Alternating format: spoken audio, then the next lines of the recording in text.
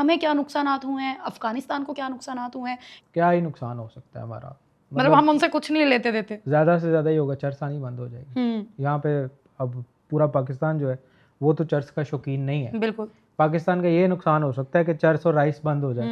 पाकिस्तान से बड़ा नुकसान जो है ना वो अफगानिस्तान का है। कराची पोर्ट इस्तेमाल कर रहे हैं भाई, दुनिया के किसी कोने में उन्होंने पहुंचना है, उन्होंने थ्रू पाकिस्तान ही गुजर के पहुंचना है ना, कराची ठीक से है, होते हुए। तो उनकी तो सारी ट्रेड बंद हो जाती है। मैं इस चीज़ का हामी नहीं हूँ कि पाकिस्तान और अफगानिस्तान की वॉर हो, लेकिन they have left us with no option, ठीक है ना, उन्होंने हमारे पास ऑप्शन कोई नहीं छोड़ा। आप क्या कर रहे हैं, आप सऊदीया के पास जा रहे हैं, आप कतर के पास जा रहे हैं, अमेरिका के पास जा रहे हैं, आप सारे मुल्कों को जाके कह रहे हैं कि यार इनको समझाओ। आपके उलमा इकराम जा रहे हैं, मुफ्ती तकी उस्मानी साहब गए हैं, वो समझा रहे हैं, वो टीटीपी से भी जाके मिलते हैं, उनको समझा रहे हैं, वो लोग बाज नहीं आ रहे। अमेरिका से पूछो हमने उनका क्या हाल किया था। तो पाकिस्तान क्या चीज़ है। अस्सलाम वालेकुम, मैं आपकी मेज़बान हुमा खालिद और आप इस वक्त देख रहे हैं पब्लिक इंटरेस्ट। नाज़रीन, आज मैं आपको एक ऐसी शख्सियत से मिलवाने वाली हूँ जिनकी वीडियोस सोशल मीडिया पर वायरल रहती हैं, जिनका एक दबंग सा अंदाज़ है जो कि आवाम को बहुत ज़्यादा पसंद है। नाज़रीन, एक ऐसा शख्स जिनका ताल्लुक़ काफ लीग से है और वो यूथ के रिप्रेजेंटेटिव भी हैं। हमारे साथ मौजूद हैं कामरान सईद उस्मानी। इनसे बात करते हैं पाकिस्तान और अफ़गानिस्तान की इस बिगड़ती सूरत हाल के ऊपर, और जो अफ़गानिस्तान ने इंडिया से हाथ मिला लिया है तो पाकिस्तान पे क्या कोई खतरा है जो आने वाला है, या फिर ये किसी और चीज़ की निशानी है। जी अस्सलाम वालेकुम। वालेकुम सलाम। कामरान, कैसे हैं आप? शुक्र अल्लाह का, आप ठीक हैं, खैरियत से? अल्हम्दुलिल्लाह। आपके बड़े दबंग हम इंटरव्यूज़ देखते हैं, बड़ी दबंग आपकी बातचीत देखते हैं कि आप किस तरीके से यूथ को जो है वो रिप्रेजेंट करते हैं, बोलते हैं। हमें बताएं कि ये पाक अफ़गान मामलात जो इस टाइम चल रहे हैं ये काफ़ी कशीदगी पैदा कर रहे हैं, इसको आप किस नज़र से देखते हैं? देखिए, कोई ख़ास दबंग या फिर इस टाइप की कोई फिल्मी तो नहीं है, लेकिन यह है कि हम कोशिश ये करते हैं कि जो हालात हाज़िरा है, जो चीज़ नज़र आ रही है उस पर एक्चुअल बात कर सकें। अगर एक्चुअल बात करना, विद फैक्ट्स बात करना, अगर दबंग है तो मे भी शायद वो दबंग होगा। अगर वैसे मुझे कोई अनफॉर्चुनेटली ये कोई इतना ख़ास लगता नहीं है। मैं समझता हूँ कि हम वो बात करते हैं जो फैक्चुअल है, ठीक है। और आज जहाँ तक आपने पाक अफ़गान रिलेशंस की बात की है ना, तो देखिए ये बड़ा इम्पॉर्टेंट है कि हम इसकी इम्पोर्टेंस को समझें। पाकिस्तान के लिए अफ़गानिस्तान के साथ रिलेशंस अच्छे रखना ज़रूरी हैं, लेकिन इस शर्त पे नहीं कि पाकिस्तान टीटीपी को बता दे या बीएलए के हाथ ब्लैकमेल होता रहे, ठीक है। तहरीक तालिबान अफ़गानिस्तान को जो है ना ये चीज़ बड़े क्लियरली और डायरेक्ट अंदाज से समझने की ज़रूरत है कि अगर इन प्रॉक्सीज़ को वो स्टिल अभी तक सपोर्ट करते रहेंगे, अगर वो बीएलए को या टीटीपी को लगाम नहीं डालेंगे तो पाकिस्तान और अफ़गानिस्तान के ताल्लुकात जो है वो कभी भी बेहतर नहीं हो सकते।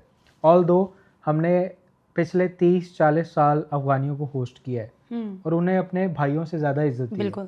आप देखिए, यही अफ़गान रेफ्यूजीज़ अगर ईरानियन बॉर्डर पे बैठे हों तो वो रेफ्यूजीज़ कैंप से बाहर नहीं आने देते। हमारे यहाँ पे कारोबार हो रहे हैं, शादियाँ हो रही हैं, पूरे पूरे इलाके उन्होंने कैप्चर किए हैं। हमने बड़े खुले दिल से उस चीज़ को एक्सेप्ट किया। लेकिन अब आप पाकिस्तान के फ्यूचर के साथ खेलेंगे। आप ये देखेंगे कि टीटीपी आ रही है, आपकी मस्जिदों पर अटैक कर रही है, आपकी फोर्सेस पर अटैक कर रही है, आपके इमाम मस्जिदों के गर्दनें काट रही है, तो ये चीज़ें फिर एक्सेप्टेबल नहीं है। बीएलए आके पाकिस्तान चाइना इकनॉमिक कॉरिडोर पे अटैक करेगी, वहाँ पे चाइनीज़ को उठा के मारेंगे, लॉयर्स को मारेंगे, टीचर्स को मारेंगे, पंजाबियों को मारेंगे, ये चीज़ें अब एक्सेप्टेबल नहीं है, ठीक है ना। पाकिस्तान ने अगर तरक्की करनी है तो हमें फिर एक साइड लेनी है। हर रिश्ते को ख़राब करने के पीछे ना किसी एक ऐसी ज़रूर एक ऐसी ज़ात होती है जो कि उसके पीछे पड़ी होती है कि ये दो चीज़ें जो हैं इनकी आपस में बिगड़ जाए। आपको क्या लगता है, क्या इंडिया ने अफ़गानिस्तान को हमारे खिलाफ़ किया है? देखें, इसमें कोई शक नहीं है, इसमें कोई शक नहीं है, उसने तो करना ही था। वो तो पाकिस्तान के साथ उसने तो खुली दुश्मनी की ना इंडिया ने, वो तो उसने करना था। आपने देखा मई के अंदर जिस तरह हम लोगों ने नरेंद्र मोदी को नाको चने चबवाए, उसके बाद डायरेक्ट कन्फ्रंटेशन की जगह वो आ गए इनडायरेक्ट प्रॉक्सीज पे इन्वेस्ट करने। उन्होंने तो करना था, उस टाइम पे ध्यान जो करने वाला बनता था वो अफगान तालिबान का बनता था कि वो ख्याल करते। एक तरफ हिंदुस्तान जो है वो पाकिस्तान पे अटैक कर रहा है, एक तरफ जो है फितनाल ख्वारिज जो है वो मूव इन कर रहे हैं, वो कार्रवाइयाँ कर रहे हैं, बम ब्लास्ट कर रहे हैं, वहाँ चेक पोस्ट पे जो है वो जवानों को शहीद कर रहे हैं at the very same time. तो एटलीस्ट अफगान तालिबान को उस टाइम तो ख्याल करना चाहिए था ना। आपकी बात बजा है कि बीच में थर्ड पार्टीज होती हैं जो चाहती हैं कि मुल्कों के बीच में जो है अलाइंसेस या फिर ताल्लुकात नॉर्मलाइज ना रहें, लेकिन ये फिर दोनों पार्टीज़ ने भी तो अकल करनी होती है ना। पाकिस्तान ने अकल की है। आप कतर देख लें, कतर में जब मुआहदा हुआ अमेरिका जो है जब वाइंड अप करके जा रहा था, उस मुआहदे कतर मुआहदे के अंदर ये चीज़ तय हुई कि अफ़गानिस्तान की सरजमीन जो है कभी भी पाकिस्तान या किसी भी मुल्क के ख़िलाफ़ इस्तेमाल नहीं होगी। क्या होता है, अफ़गान तालिबान आते हैं, फ़ौरन टीटीपी तेज़ हो जाती है, बीएलए तेज़ हो जाती है, और ख़ास तौर पे अब जब ये इंडिया के साथ इंडियन पाकिस्तान इंडिया कॉन्फ्लिक्ट जब ख़त्म हुआ उसके बाद से तो इनकी फंडिंग भी बहुत ज़्यादा बढ़ गई है। तो ये अफ़गान तालिबान का काम था कि इनको कंट्रोल करते। तो मैं समझता हूँ कि उनकी साइड की गलती जो है वो बहुत ज़्यादा है। आपको क्या लगता है कि ये एक जो मामला हुआ, पाकिस्तान ने जवाब तो बड़ा अच्छा दिया अफ़गानिस्तान को, लेकिन इससे ताल्लुकात ख़राब होने की वजह से हमें क्या नुकसानात हुए हैं, अफ़गानिस्तान को क्या नुकसानात हुए हैं, क्योंकि अब अफ़गानियों को भी जो है वो पाकिस्तान से भेजा जा रहा है। देखिए, मैं समझता हूँ कि हमें क्या ही नुकसान हो, क्या ही नुकसान हो सकता है हमारा, मतलब हम उनसे कुछ नहीं लेते देते, ज़्यादा से ज़्यादा ही होगा, चरसानी बंद हो जाएगी। यहाँ पे अब पूरा पाकिस्तान जो है वो तो चर्च का शौकीन नहीं है। बिल्कुल। पाकिस्तान का ये नुकसान हो सकता है कि चर्च और राइस बंद हो जाए। बाकी ना तो हम इकोनॉमिकली अफगानिस्तान पे मैटर करते हैं, ना अफगानिस्तान के पास कोई ऐसी पोर्ट है जहाँ से पाकिस्तान का सारा तजारती सामान आ रहा है, ना फिर इस तरह का कुछ है। मेरे ख्याल से इससे पाकिस्तान से बड़ा नुकसान जो है ना वो अफगानिस्तान का है। वो कैसे? आप देख लें, कराची पोर्ट से आता नहीं है सारा सामान। बिल्कुल। कराची पोर्ट इस्तेमाल कर रहे हैं भाई, दुनिया के किसी कोने में उन्होंने पहुंचना है, उन्होंने थ्रू पाकिस्तान ही गुजर के पहुंचना है ना, ठीक है। तो उनकी तो सारी ट्रेड बंद हो जाती है। देखिए, मैं इस चीज़ का हामी नहीं हूँ कि पाकिस्तान और अफगानिस्तान की वॉर हो, लेकिन they have left us with no option, ठीक है ना। उन्होंने हमारे पास ऑप्शन कोई नहीं छोड़ा। आप क्या कर रहे हैं, आप सऊदीया के पास जा रहे हैं, आप कतर के पास जा रहे हैं, अमेरिका के पास जा रहे हैं, आप सारे मुल्कों को जाके कह रहे हैं कि यार इनको समझाओ। आपके उलमा इकराम जा रहे हैं, मुफ्ती तकी उस्मानी साहब गए हैं, वो समझा रहे हैं, वो टीटीपी से भी जाके मिलते हैं, उनको समझा रहे हैं, वो लोग बाज नहीं आ रहे। तो फिर इन दी एंड आपके पास क्या ऑप्शन है? आप वेट करेंगे कि जनाब वो आएँ आपकी एक चेक पोस्ट पे जिससे 10 से 15 आपके जवान बैठे हैं, वहाँ पे 40-50 लोग लाएं, आप पर अटैक करें, आपके जवानों को शहीद करें, और आप हर दफ़ा वो बर्दाश्त कर लें? वो पॉसिबल नहीं। कमरान साहब, मुझे ये बताइएगा कि अफ़गानिस्तान को बड़ी तगड़ी पार्टी समझा जाता है कि बड़े-बड़े उन्होंने बड़ी-बड़ी कंट्रीज़ को जो है वो मज़ा चखाया है। तो पाकिस्तान के पास तो आई थिंक सो उन कंट्रीज़ जितनी इतनी पावर भी नहीं थी। फिर ऐसी कौन सी चीज़ थी पाकिस्तान के पास कि अफ़गानियों ने अपने हाथ खड़े कर दिए? देखें, मैं आपको इसका जवाब देता हूँ। आप देखें कि इंडिया में बैठ के इनके जो फॉरेन मिनिस्टर थे मुत्तकी साहब, वो बैठे कह रहे हैं कि जनाब रशिया से पूछो कि हमने क्या हाल किया था, अमेरिका से पूछो हमने उनका क्या हाल किया था, तो पाकिस्तान क्या चीज़ है। हम जब गोरों से पूछते हैं ना कि एक्चुअल मसला क्या था, तो गोरे कहते हैं कि अफ़गानिस्तान की ज़रूरत नहीं थी, ये पाकिस्तान था जिसकी वजह से हम लोग कामयाब नहीं हुए। आप एक इंटरव्यू बल्कि मैं आपके साथ शेयर करूँगा, आप देखिएगा। एक अमेरिकन एंकर जो है वो अमेरिकन डिफेंस एनालिस्ट से पूछ रहा है कि आखिर इतना इन्वेस्ट करने के बाद क्या ऐसी वजह है भाई कि हम लोग अफ़गानिस्तान में जीत नहीं पा रहे। वो कहता है सिर्फ एक वर्ड में जवाब दूंगा, और वो वर्ड है पाकिस्तान। और पाकिस्तान ने बड़ा साथ दिया है। पाकिस्तान ने साथ नहीं दिया, पाकिस्तान ने उन फोर्सेस को बिल्कुल क्या कहते हैं उनसे भी बना के रखी और इनको भी बचा लिया। बिल्कुल। ये लड़ने वाली कौम है। आप कह रही हैं कि पाकिस्तान में 2 दिन में भाग गए, ये तो आधे घंटे में भी भाग जाते हैं। ये लड़े किससे हैं? आप मुझे बताएं। ये अफ़गानी जो है, रशिया आया भाग गए, फिर अरब फाइटर्स आए, इन्वेस्टमेंट आई, अमेरिकन असला आया, फिर जाके फ्रंट पे लड़े। अमेरिका आया, किस दिन लड़े? डायरेक्ट कन्फ्रंटेशन किस दिन की? भाग गए ना। इनका 20 साल अमेरिका काबिज रहा, 20 साल में डायरेक्ट अफगान तालिबान किया, इन सारों की डायरेक्ट कन्फ्रंटेशन कितनी हुई? कोई नहीं। भाग जाते हैं। आगे कोयटा बैठ गए थे, इधर पाकिस्तान में ही आगे बैठ गए थे ना। कोयटा है, लेफ्ट राइट है, जाके छुप गए। 20 साल जब अमेरिका ने फील किया कि भाई यहाँ पर रहने का फ़ायदा कोई नहीं है, ना तो ये क्या कहते हैं जोग्राफिकली बहुत कोई अच्छी जगह है, ना यहाँ से कुछ निकल रहा है, ना यहाँ बैठ के कोई हमें फ़ायदा होना है। कांग्रेस ने उनके कहा कि फजूल क्यों खर्चा कर रहे हो। वहाँ से उन्होंने फोर्सेस विड्रॉ की। तालिबान ने आके कहा देखो हमने 20 साल अमेरिका को हरा दिया। और ये कोई ये भी नहीं है कि भूली बातें भी नहीं है। इतनी बात का जवाब दें, अगर अमेरिका मजीद 20 साल बैठना चाहता ये रोक सकते थे? नहीं रोक सकते थे। जो पिछले 20 साल से बैठे हुए थे, अगर अमेरिका विलिंगली बैठना चाहता तो ये रोक सकते थे? नहीं। तो फिर इनकी क्या फनकारी? और ये अभी कोई भूली बातें भी नहीं है, पिछले दिनों की बातें हैं। क्या फनकारी है? वो तो हमें ब्लेम करते थे कि पाकिस्तान जो है वॉर एंड टेरर के नाम पे सारे पैसे खा गए। ठीक है, ऑल दो हमने खाए नहीं है, मैं क्लियर कर दूं, पाकिस्तान ने कोई पैसे नहीं खाए, लेकिन वो कहते थे कि पाकिस्तान खा गया सारे पैसे।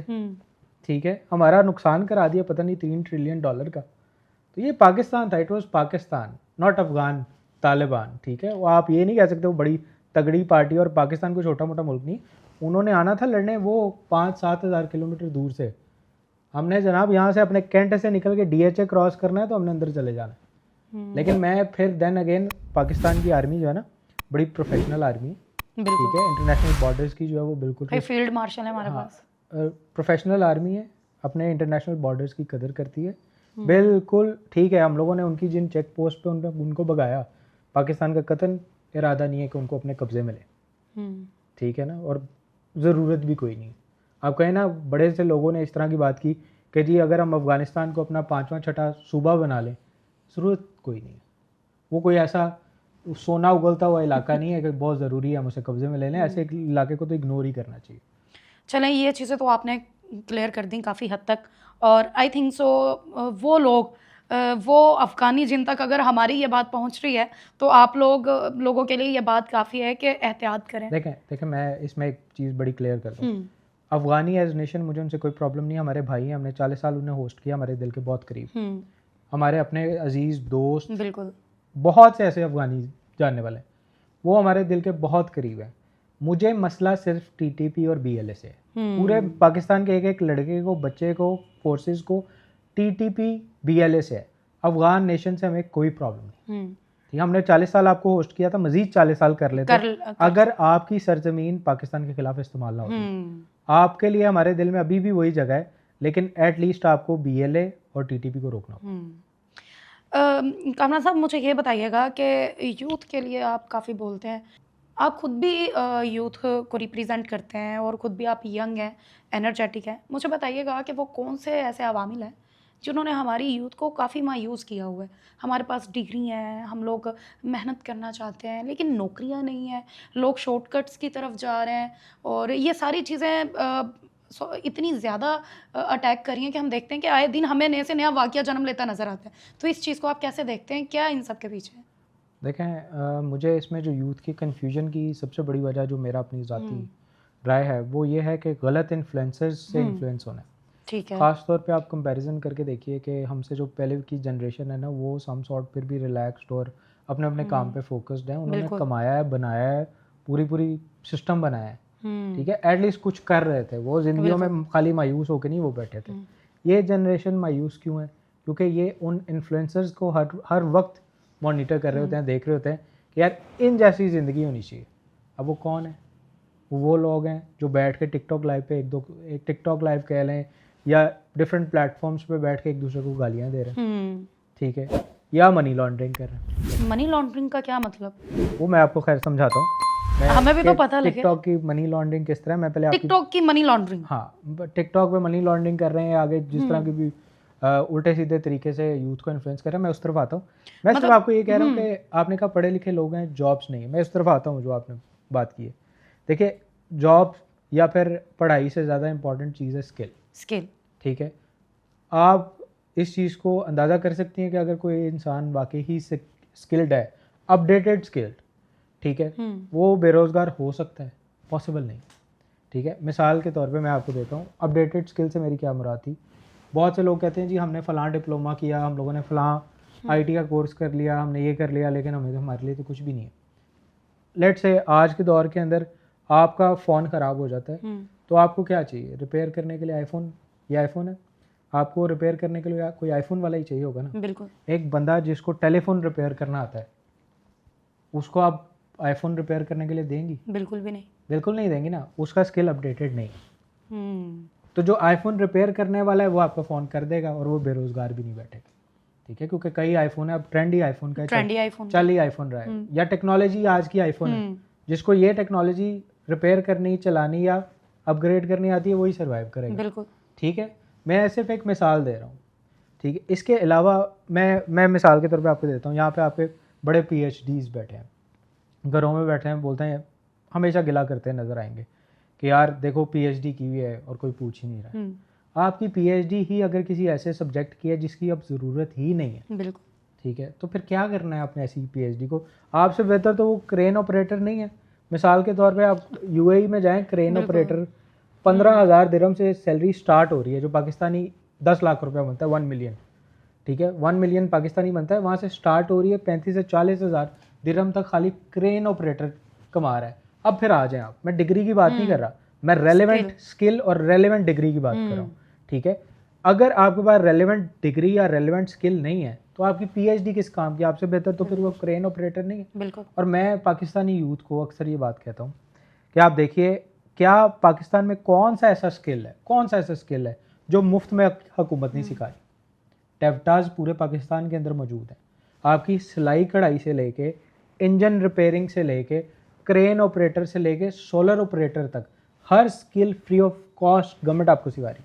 क्यों नहीं जाते आप किसको देख रहे हैं जनाब, ये कोई बेवकूफ़ सा आदमी बैठा हुआ है, ठीक है, ये बोल रहा है लाइक मारो शेयर मारो, और वो कर भी मनी लॉन्ड्रिंग रहा है। बिल्कुल। लाइक मारो शेयर मारो, आप उसको देख रहे हो। गिफ्टिंग का क्या सीन होता है? शेयर आ गया, शेयर दे दो मुझे, वो जहाज दे दो मुझे, जूता दे दो, ये बड़े मामला थे। मैं आपको हकीकत बताऊं, मैंने तो कभी कोई टिकटॉक लाइव देखा नहीं है, ठीक है, कभी नहीं देखा, क्योंकि ये कोई वीपीएन से चलता है या कोई दूसरी सिम वगैरह।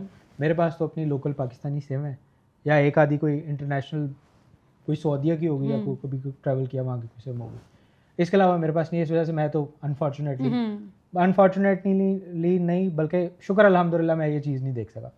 लेकिन जो मुझे डिफरेंट दोस्तों ने बताया या हुआ है, इसके 3-4 स्टेप्स हैं। होता है इस तरह है कि आपको जाली कार्ड्स मिल जाएंगे।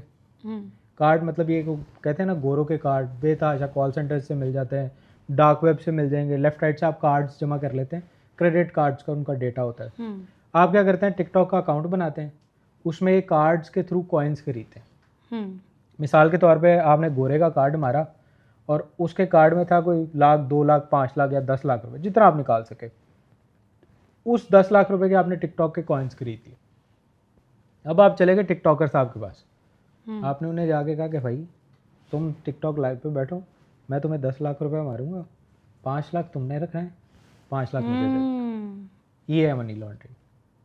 अब आप मुझे एक सिर्फ बात बताएं, मतलब ऐसी कौन सी दुनिया का स्किल सिखा रहे हैं या कोई दुनिया का ऐसा अनोखा काम हो रहा है टिकटॉक लाइव के ऊपर एक वीडियो के अंदर कि कोई बंदा 1 करोड़ 2 करोड़ या 5 करोड़ रुपया गिफ्ट कर देगा? क्यों तो कोई लैदा किस्म का आर्ट या कोई क्रिएटिविटी कुछ ऐसा हो भी तो रहा हो, कुछ तो हो। और एक और बड़ी चीज़ है, क्या कर रहे हैं, एक दूसरे को बैठ के गालियां दे रहे हैं, पनिशमेंट्स दे रहे हैं, अजीबोगरीब सी और अजीबोगरीब बातें कर रहे हैं। ये सारी चीज़ें चल रही हैं। अब मैं ये देखे ना, ये जो मनी लॉन्डर्स है वो तो अपना 2 नंबर का पैसा कमा रहे हैं, और हमारा एक आम बच्चा बैठा है वो और ब्लैक वाइट वो समझ लें हो रहा है, वो ब्लैक को वाइट कर रहे हैं।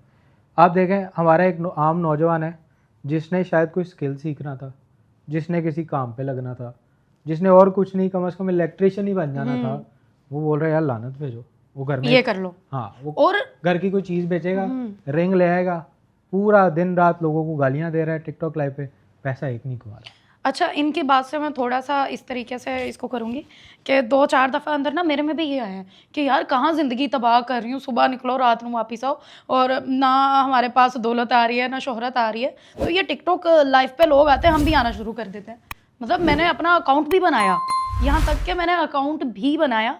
तो ये चीज़ यूथ को वाकई बहुत ज़्यादा इफ़ेक्ट करती है कि आप कहते हैं कि ये शॉर्टकट है। नहीं, मैं अल्लाह का शुक्र है शुरू नहीं सी किया तो लेकिन ये चीज़ देखी है मैंने कि यूथ में ये जा रहा है। अगर हम जैसे लोगों तक जो कि पढ़ लिख के बैठे हैं, नौकरियां कर रहे हैं, हमारे माइंड में ये चीज़ें आ जाती हैं कि ये शॉर्टकट है, तो बाकियों में भी शॉर्टकट नहीं होता किसी भी चीज़ का।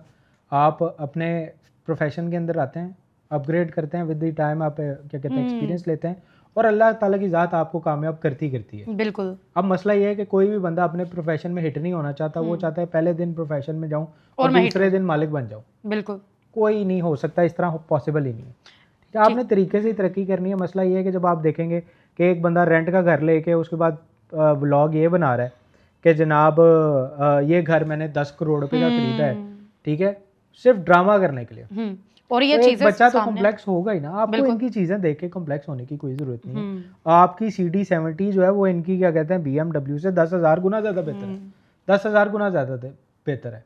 ये इन्होंने कल अंदर होना है, अभी रुल रहे हैं अदालतों में। बिल्कुल। और वो सारी दौलत जो बनाई थी ना, जो आप लोगों को नजर आती थी, वो भी नहीं रही, है भी नहीं। हाँ, वो थी भी नहीं, किराए के घर थे, किराए के घर लेके आप ले लें, कोई पैसे इकट्ठे करें, इधर से लेफ्ट राइट कोई को 5-7 लाख रुपया इकट्ठा करें, ले लें कोई इस्लामाबाद के किसी मेन पोश इलाके के अंदर कोई बहुत बेहतरीन सा घर, कोई महीने के लिए रेंट, उसके एक एक सोफे को एक एक चीज़ को दिखाएं कि आज मैंने ये ले लिया, आज मैंने वो ले लिया, तो आपको दुनिया फॉलो करना शुरू हो जाएगी। जाहिर है मटेरियलिस्टिक अप्रोच तो है ना लोगों की, बिल्कुल। तो इसका मतलब ये नहीं कि वो चीज़ आपकी है, ठीक है। अब आपको कोई मटेरियलिस्टिक अप्रोच दिखा रहा है मेरे भाई, उससे कॉम्प्लेक्स ना हो। अल्लाह ताला की ज़ात मेहरबानी करती है, आप काम कीजिए, स्किल सीखिए, बहुत पैसे हैं, इससे ज़्यादा पैसे हैं। मैं मिसाल के तौर पे आपको सिर्फ एक एग्जांपल दिया कि चले आपने कहना है कि यार कौन 10-15-20 साल इंतज़ार करे, मत करें इंतज़ार, अच्छा सा स्किल सीखें। आप देखें 10 लाख रुपया अगर क्रेन ऑपरेटर स्टार्टिंग में कमा रहा है, 10 लाख रुपया महीना, साल का नहीं, तो आप देखें माशाल्लाह कहाँ जाती है बात। तो बात है सारी स्किल की। At the and I think so अब मुझे आपसे कोई यूथ के लिए पैगाम लेने की ज़रूरत नहीं है, क्योंकि आपने जितना कुछ बता दिया है या जो चीज़ें अब आपके सामने आ चुकी हैं, उसके बाद मेरा नहीं बनता कि हम आपको और ज़्यादा बताएं, कोई पैगाम दें। तो सबसे बेहतरीन चीज़ यही है। तो आपने टिकटॉक अकाउंट का क्या किया? वो ख़त्म हो गया। नहीं, मैं बता दूं, मैं नहीं आती लाइव। तो इन चीज़ों से निकलें और स्किल की तरफ जाए। ये टिकटॉक पर लाइव आना, आपको कोई लाइन दे रहा है, कोई क्या क्या दे रहा है, ये सारी चीज़ें सिर्फ दिखावा है। इनके पीछे एक पूरी दुनिया है, और एक ऐसी दुनिया है, कॉज भी हो सकता है। और मैं ये नहीं कहता कि लाइव आना गलत है, लेकिन मैं ये बात कर रहा हूँ कि देखिए कोई नैरेटिव भी तो, इसको प्रोफेशन आप फौरी तौर पे नहीं बना सकते। बिल्कुल, ठीक है। मिसाल के तौर पे आपको किसी चीज़ के लिए लाइव आना भी पड़ जाता है, आप कुछ करते भी हैं, ठीक है, प्लेटफॉर्म को आप इंजॉय कर रहे हैं, आप आर्ट करते हैं, हाँ कुछ कर रहे हैं, लोगों को आपका कंटेंट पसंद आता है, आपको गिफ्टिंग कर देते हैं, कोई बड़ी बात नहीं है। लेकिन ये मत सोचिए कि आप आएंगे और आप आके गालियां देंगे लोगों को और आपको कोई करोड़ पे आप फेंक देगा, ऐसे नहीं होता। वो मनी लॉन्ड्रिंग कर रहे हैं, और उनको आने ही आने हैं। ऐसी चीज़ें, ऐसी वीडियोस फेसबुक पे चल भी रही होती हैं कि आए दिन हम फेसबुक पे देखते हैं कि ऐसी वीडियोस निकल रही हैं, लग रही हैं। और अब पाकिस्तान के इदारे माशाल्लाह जिस तरीके से एक्टिव है, मैं क्या समझता हूँ NCCI और क्या कहते हैं बाकी इंटेलिजेंस इदारों ने भी जिस तरह का इन पे क्या कहते हैं ऑपरेशन किया है, बैटिंग ऐप्स को प्रमोट कर रहे हैं, बाकी सारी चीज़ों को कर रहे हैं। अब ये काम लंबा चलना नहीं है, ये बहुत जल्द खत्म हो जाएगा, खत्म हो जाएगा ड्रामा। चलें कामरान, हमें इजाज़त दें। बहुत अच्छा लगा आपसे मिलके और बहुत शुक्रिया आपके टाइम का। आपसे मिलते हैं अगले प्रोग्राम में, तब तक वस्सलाम।